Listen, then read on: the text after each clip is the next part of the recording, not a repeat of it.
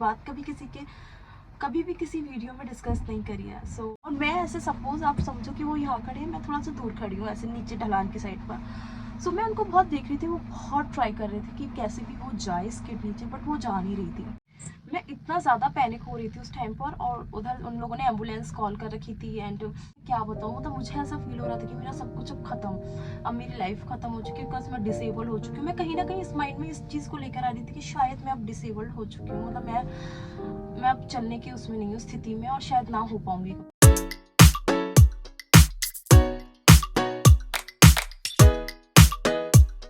बाहर का वेदर देखिए कैसा अच्छा हो रहा है, एकदम ऐसा लग रहा है बादल बिल्कुल नीचे, और इतने काले बादल हैं।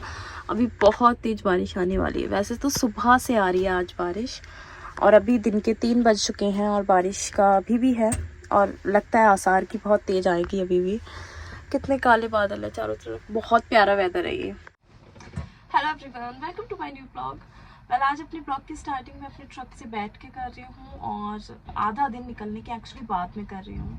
अभी तक दिन निकल चुका है, अराउंड 3 बज रहे हैं, और मैं अब इस टाइम पर स्टार्ट करी है मैंने आज ब्लॉगिंग। आज ना मेरे को आपके साथ कुछ शेयर करना था, मेरे मन में था कि मैं ये बात डिस्कस करूँ, शेयर करूँ, बिकॉज काफ़ी बार ना काफ़ी लोगों के मन में कुछ क्वेश्चंस होते हैं, और बहुत ज़्यादा लोग ना मेरे को कुछ चीज़ें पूछते हैं जो मैंने अभी तक ये वाली बात कभी भी किसी वीडियो में डिस्कस नहीं करी है। मैं आप लोगों को ये बताती हूँ आज कि क्या एग्जैक्टली मैं बताने जा रही हूँ। एक्चुअली मैंने ना अराउंड 2-3 महीने पहले एक वीडियो डाली थी, एक्सीडेंट चेंज्ड माय लाइफ ऐसे करके एक वीडियो थी। आप लोग अभी भी चेक कर सकते हो जाके। बट उसमें सिर्फ मैंने इतना बता पाई थी कि मेरा एक्सीडेंट हुआ था, बट मैं उसमें ये नहीं बता पाई थी कि एक्सीडेंट कैसे हुआ और क्या पूरा क्या मैं किस चीज़ से निकली हूँ, कितना टाइम मेरे को लगा इस एक्सीडेंट से ऊपर आने में, और एक्सीडेंट एग्जैक्टली था क्या और हुआ कैसे, क्या हुआ सब कुछ। मैं आप लोगों को आज ही पूरा अपनी बताने जा रही हूँ कि मेरा एग्जैक्टली यहाँ एक्सीडेंट हुआ कैसे। कनाडा में हुआ था, 2021 में हुआ था। ये बात मेरे माइंड में आज क्यों आई कि मैं आप लोगों के साथ डिस्कस करूँ, इसका पीछे एक रीज़न है। बिकॉज बहुत सारे लोग हैं जो मेरी वीडियोस देखते हैं, या फिर जिन्होंने मेरी पुराने पिक्चर्स देखी इंस्टाग्राम पर या कुछ भी। काफ़ी लोगों के मन में ऐसे रहता है क्वेश्चन कि पहले आप स्लिम थी, अभी आप थोड़े से हेल्दी लगते हो, थोड़े फैटी लगते हो, क्या हुआ। तो अभी तक फिर भी मैंने अपना वेट काफ़ी कम किया है, काफ़ी, आप लोग सोचो। बट लास्ट ईयर मेरा वेट बहुत ज़्यादा था। तो उसके पीछे ये रीज़न है कि मैं स्लिम होती थी। 2021 में मेरा एक एक्सीडेंट हुआ था, जिसके बाद से मेरा वेट गेन हुआ।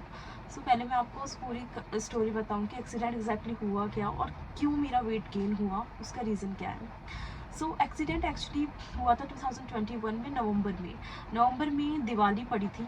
मुझे एग्जैक्टली याद नहीं है कौन सी डेट को पड़ी थी, बट आई थिंक 10 नवंबर की पड़ी थी, आसपास ही पड़ी थी दिवाली।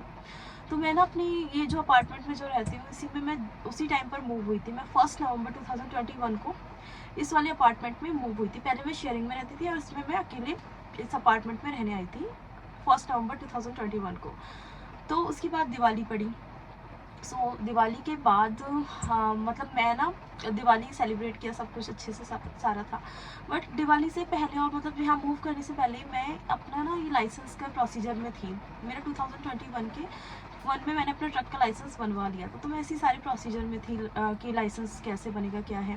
जब मेरा लाइसेंस बन गया था, तो मैं उसके बाद क्लास 1 का लाइसेंस, ट्रक का लाइसेंस बनने के बाद मैं उस टाइम पे जैसे अक्टूबर नवंबर में मैं जॉब के लिए बहुत ज़्यादा ढूंढ रही थी कि कैसे मेरे को जॉब मिलेगी ट्रक की, क्या है।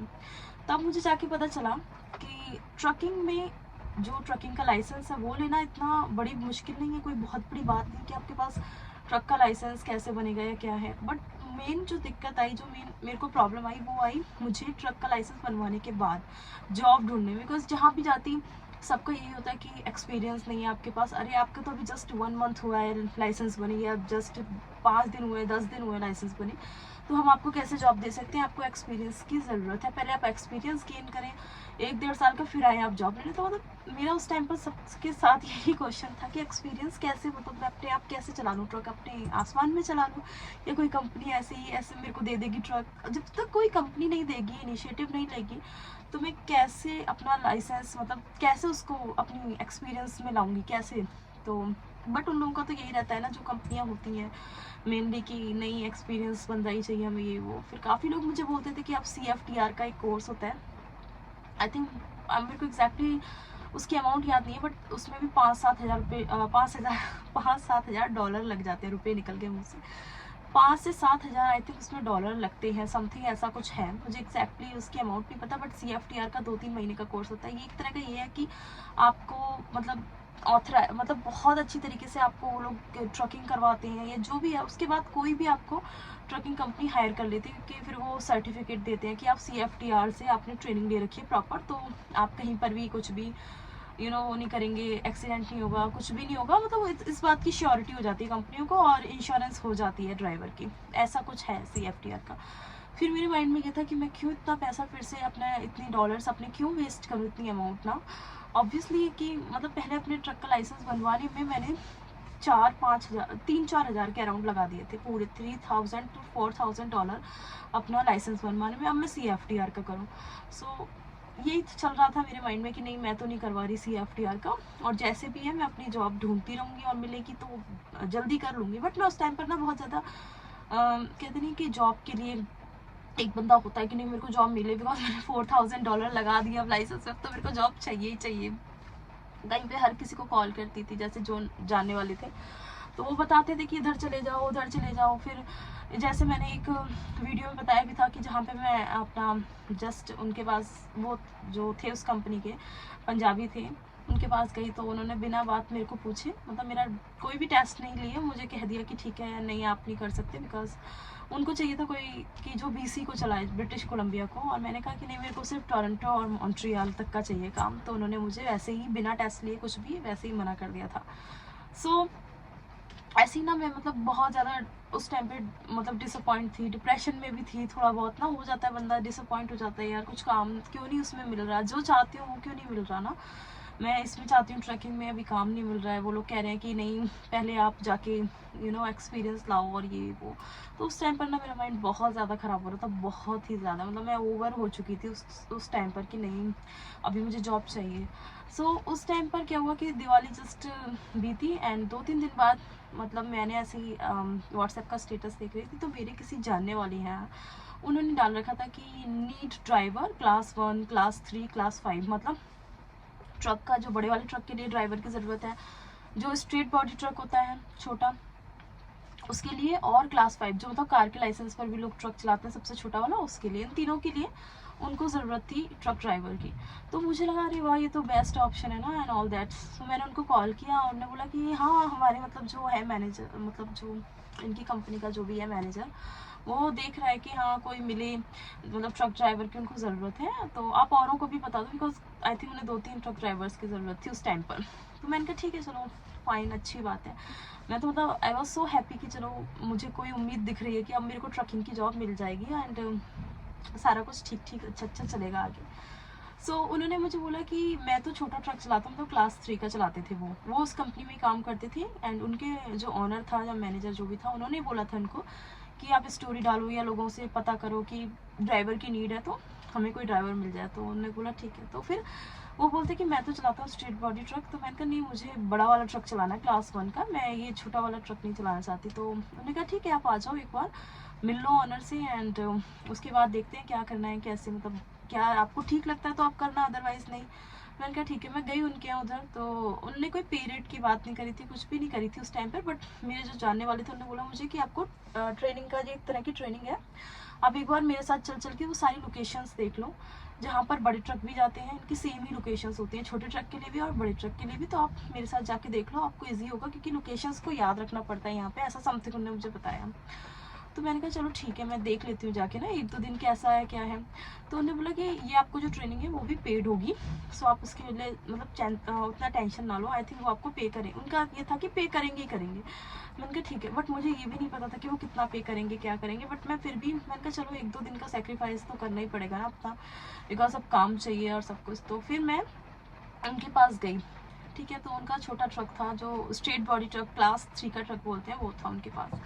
तो फिर मैं उनके पास मतलब जैसे सुबह गई, तो वो ना उसमें ये होता है कि जो स्ट्रेट बॉडी ट्रक चलाते हैं छोटा, उनमें उनको लोड खुद ही रखना पड़ता है, और हर एक जगह जाके जहाँ डिलीवरी करनी पड़ती है वहीं पे लोड खुद उतारना पड़ता है, मतलब उनका जिगर अंदर होता है ट्रक में, छोटे ट्रक में। तो वो सारा अपना काम कर रहे थे, तो मैं उनको देख रही थी कि मैंने कहा अच्छा ठीक है, इनके लिए काफ़ी मतलब ये बहुत ही मतलब एक मेरे को उनका काम थोड़ा सा ज़्यादा मतलब फिजिकली लगता है, बिकॉज उसमें जिगर आप चला के पहले खुद ही अपना सारा लोड उसमें ट्रेलर जो छोटा सा ट्रक का पीछे होता है उसमें भरो, एंड फिर खुद ही हर जगह पे डिलीवरी करते हुए आओ। मैंने उनके साथ फर्स्ट डे गई, तो फर्स्ट डे मेरे को ठीक है, मतलब उनको 7-8 बज गए थे रात के, सुबह के 7 बजे के और शाम के अराउंड 7 और 8 ओ क्लॉक रात के हो गए थे। तो मेरा उस दिन बहुत ही ज़्यादा, मैं थक गई थी, टायर्ड थी, जस्ट बैठी हुई थी मैं उनके साथ बगल वाली सीट पे जो पैसेंजर सीट होती है। बट फिर भी एक बार होता है ना कि बंदा थक जाता है कि चलो मतलब इतना ज़्यादा करके उनके साथ घूम घूम के सारी एक एक जगह पता नहीं कहाँ तक वो गए थे, थोड़ा काफ़ी दूर, मॉन्ट्रियल से भी बाहर बहुत सारी लोकेशंस थी। तो उन्होंने बोला आपको कुछ समझ आ रहा है लोकेशंस कैसी हैं, क्या है, आपको समझ आ रही है? मैंने कहा हाँ ठीक ही लग रही है लोकेशंस, तो ऐसा तो कुछ नहीं है, लोकेशन तो ओके है, बाकी नेविगेशन तो होता ही है। बोलते हाँ। अब मैं जब घर आई, रात के 9-10 बज गए थे मुझको, तो मुझे पहले लगा, मैंने मन में सोचा कि मैं जाऊँ कल दोबारा या नहीं। उन्होंने बोला कल और आ जाना, देख लेना, उसके बाद आपका जो भी डिसीजन है ओके आप बता देना ओनर को। मतलब मैंने तो अपनी तरफ, वो उनका कहना था कि मैंने तो आपको सारा समझाना है अपनी तरफ से, और आपको देख लेना, अगर आपको ठीक लगे तो करो वरना रहने दो। तो फिर मैं मतलब घर आई और मैं इस उसमें थी, एक टेंशन में, कि कंफ्यूजन में थी एक्चुअली कि मैं करूँ या ना करूँ। मतलब थोड़ा अजीब से उनकी लोकेशन है, काफ़ी दूर दूर भी थी, एंड पता नहीं क्लास 1 पे मेरे को अभी काम देंगे या मेरे को भी हो सकता है कह देंगे छोटा वाला ट्रक चलाओ, और अभी क्लास 3 का। तो मेरे माइंड में ना बहुत सारा ऐसे चल रहा था कि क्या करना है, बट मैंने कहा चलो छोड़ो, कल और जाके देख लेते हैं, उसके बाद डिसीजन लेंगे जो भी करना है। तो मैं फिर नेक्स्ट मॉर्निंग उठी, और नेक्स्ट मॉर्निंग उठने पर मेरा इतना उस दिन कहते नहीं कि दिन ख़राब होता है आपका, या मतलब जो भी कह लो, कि मेरे को ना अपने वो नहीं दिख रहे थे सेफ्टी शूज़ ना, कि कहाँ पर है वो सेफ्टी शूज़। मैं देख रही थी अपनी कार में कहीं पर कि मुझे मिले, कि कहाँ चले गए पता नहीं। सो मुझे ना उसका एक पैर का तो अपना शूज़ मिल रहा था, दूसरे का मिला ही नहीं। मैं इतना ढूंढ रही थी उसको, इतना कि मैंने कहा सेफ्टी शूज़ क्यों नहीं मिल रहे, क्योंकि ऐसा होता है ना सेफ्टी शूज़ पहन के चले जाओ। बट फिर मेरे माइंड में आया कि मैंने कौन सा कुछ करना है ना, तो सेफ्टी शूज़ अब नहीं मिल रहा, मैं कितना ढूंढूँ, मैं लेट भी हो रही थी। तो मैं मतलब ऐसे ही चली गई बिना सेफ्टी शूज़ के, जस्ट नॉर्मल मैं नाइकी के शूज़ पहनी थी। आई डोंट रिमेंबर एग्जैक्टली कि नाइकी के थे या प्यूमा के थे, बट थे किसी के, और मैं वही शूज़ पहन के, जो हमारे स्पोर्ट्स शूज़ होते हैं, मैं वो पहन के चली गई। एंड मैं मतलब मन में मेरे चल रहा था कि मुझे पहन लेने चाहिए थे ना सेफ्टी शूज़, थोड़ा ढूंढ लेना चाहिए था, बट मैंने कहा मैं लेट हो रही थी तो क्या कर सकते हैं। और मेरे पास ये था माइंड में कि मुझे तो पैसेंजर सीट पे बैठना है, अब नहीं मिला शूज़ तो इट्स ओके, कोई बात नहीं, मैं चलती हूँ। मैं पहुंची काम पर। तो उस दिन उनके ना काम पर जो लोड उनका चढ़ रहा था वो मैं देख रही थी। वो लोड था, बहुत हैवी लोड था। वो जो सॉल्ट होता नहीं है विंटर में, जो सॉल्ट डालते हैं हर जगह पर, मतलब जैसे बड़ी बड़ी बिल्डिंग्स के बाहर भी उनके जो, मतलब उस दिन का जो उनका लोड था वो रेजिडेंशियल ज़्यादा था, मतलब वैसे वैसे लोकेशनों पे ज़्यादा था जो रेजिडेंशियल्स होती हैं, और बहुत ज़्यादा हैवी लोड था। मतलब एक स्किड में अराउंड 5000 पाउंड का वेट था, इतनी ज़्यादा भारी भारी बोरियाँ सी थी उस सॉल्ट की, जो बर्फ़ के ऊपर डाली जाती है, ब्लू कलर का सा होता है salt, I think blue colour का सही दिखता है ना जब वो डाल के बर्फ़ पर, तो वो वाला सॉल्ट था उनके। एक स्किड पे बहुत सारी वो सॉल्ट की बोरियाँ थी, मतलब एक स्किड का वेट आई थिंक 5000 के आसपास था, ऐसे समथिंग था। सो उन्होंने सारा मतलब लोड अंदर रखा, जो जिनको मैं जानती हूँ, मतलब उन्हीं के साथ मुझे जाना था, तो सो वो लोड रख रहे थे सारा, एंड मैं उनको देख रही थी, ओ माय गॉड कितना हैवी लोड है ना, बट वो जिगर के साथ अंदर सारा लोड कर रही थी। सो फिर हम निकले थे लोकेशंस पे ना। उस दिन उनकी रेजिडेंशियल लोकेशंस बहुत ज़्यादा थी, मतलब लोकल लोकेशंस में रेजिडेंशियल्स, ना कोई बाहर का सीन था ना कुछ था, बस इस बार ना पूरा अंदर मॉन्ट्रियल की छोटी छोटी गलियों में जहाँ लोगों की बिल्डिंग्स होती हैं वैसे वैसे कुछ लोकेशंस थी।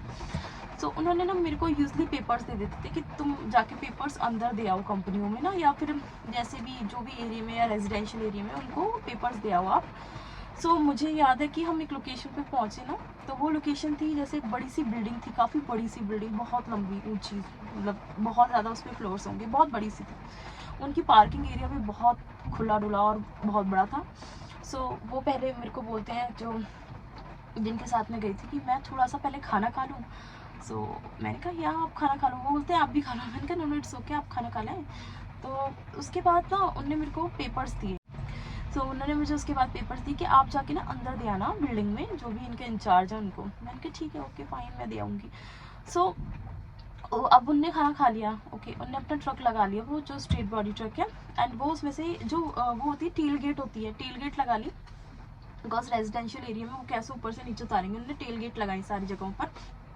अब वो ना बहुत ट्राई कर रहे थे टेल गेट लगा के, बिकॉज वो स्किट्स ना बहुत हैवी थी, तो पहले वो ऊपर से नीचे कैसे कैसे लेकर आए उसको।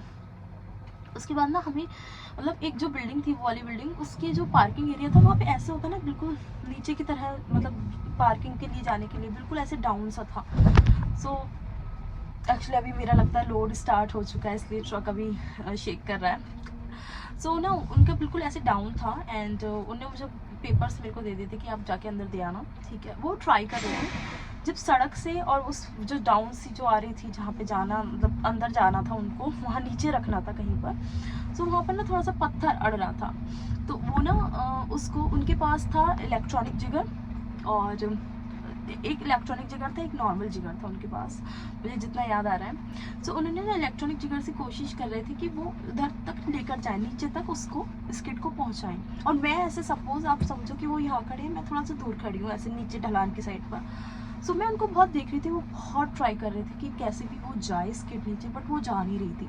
सो वो ना बहुत ट्राई कर रहे थे, उनके ऐसे था उनके स्किड, उनको नीचे बिल्कुल लेके जानी थी, डाउन पर बिल्कुल लेकर जानी थी।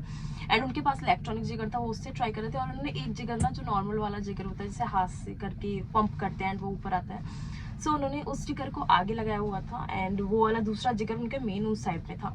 सो मैं भी उनको देख रही थी, मैं भी, मैंने कहा कितना कोशिश कर रहे हैं, कितना ट्राई कर रहे हैं कि कैसे भी चली जाए इसके, तो मैंने कहा मैं भी चलो कुछ हेल्प करती हूँ। वेल मैंने भी अपनी तरफ से ट्राई कर रही थी।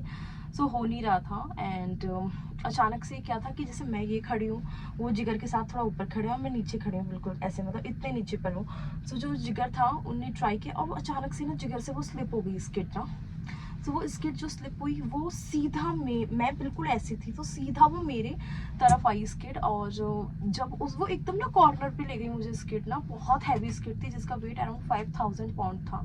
सो वो स्किड मुझे बिल्कुल कॉर्नर पे ले गई एकदम, जो बिल्कुल उस डाउन की साइड में कॉर्नर था जहाँ पर पत्थर का थोड़ा सा ऐसे था, एक दीवार सी टाइप की थी छोटी सी, मैं बिल्कुल उस कॉर्नर पे चली गई और स्किड मेरे ऐसे थी, मतलब मैं ऐसे थी, स्किड मेरे ऊपर, मैं एकदम गिर गई थी। तो मुझे ये था कि मैंने अपना पैर देखा जब मैं गिरी, और मैंने पैर देखा अपना, मेरे एक पैर बिल्कुल ठीक था, मैंने कहा थैंक गॉड। जब तो दूसरा पैर को देखा तो मुझे मतलब ऐसे हुआ ये क्या हो गया मेरे साथ, बिकॉज जो स्किड थी, हैवी स्किड, वो मेरे दूसरे पैर पर ऐसे थी, मतलब वो ऐसे क्रॉस करके ना जैसे दीवार पर थी, तो मेरा पैर नीचे की साइड था। जब मैंने पैर निकाला, मेरा पैर जो, मतलब हम बोलते नहीं पंजा बोलते हैं इसको, बेसिकली जो ये होता है, वो बिल्कुल 90 एंगल पर ना, 90 डिग्री एंगल पे बिल्कुल, मतलब मेरा मुड़ गया था पैर बिल्कुल, आप लोग इमेजिन करो 90 डिग्री पर, मतलब मेरा पैर ऐसे है तो वो बिल्कुल ऐसे हो चुका था। एंड इतना ज़्यादा, मतलब मैं देखकर मेरे को दर्द नहीं हो रहा था, 1% पेन नहीं हो रहा था, बट मैं इतना घबरा गई थी उस चीज़ को देख के ना, एक तो मुड़ गया था। और जब मैंने अपने पैर को पूरा निकाला, तो जो पीछे का होता है ना हमारे एंकल से ऊपर का, मतलब लेग ऐसे होता है जो,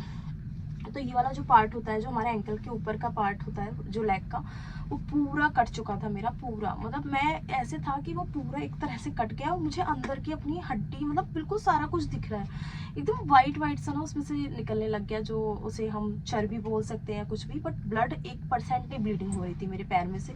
मेरा पैर बीच से कट चुका था, ऑलमोस्ट 2 ऐसे था, मतलब पैर बीच से बिल्कुल इतना बड़ा गैप आ गया था, एकदम इतना कट गया था, लेकिन ब्लीडिंग 1% ब्लीडिंग नहीं हुई मेरे पैर से कि मुझे दिखे कि कहीं तो ब्लड निकला हो, कुछ भी, नो, बिल्कुल ब्लीडिंग नहीं थी, सिर्फ पैर कट गया था और वो वाइट वाइट जो, जिसको सारे लोग कहते हैं चर्बी बोलते हैं, वो निकल रहा था और कुछ भी नहीं था। सो मैं इतना सरप्राइज्ड भी, मैं इतना ज़्यादा पैनिक हो रही थी उस टाइम पर, और उधर उन लोगों ने एम्बुलेंस कॉल कर रखी थी। एंड मतलब उस टाइम पर जब वो कोशिश कर रहा था बंदा, तो नीचे 2-3 लोग खड़े थे बट किसी ने हेल्प नहीं करी। एंड जब मेरा पैर का एकदम ऐसा हो गया, फिर सारे भाग कर आए ना, फिर कोई फर्स्ट एड लेकर आया बॉक्स, उसमें से उन्होंने पता नहीं कुछ कपड़ा वपड़ा निकाल के बांधने की कोशिश कर रहे, कैसे भी वो उस सिचुएशन को लोग कंट्रोल कर रहे थे, करने की कोशिश कर रहे थे कि कैसे भी थोड़ा सा ना, कि उस सिचुएशन पे पैर पे कुछ बांध सके ढंग से, उसको ढंग से टाई कर सके, और वो एकदम मतलब उसको कस के बांधना चाह रहे थे।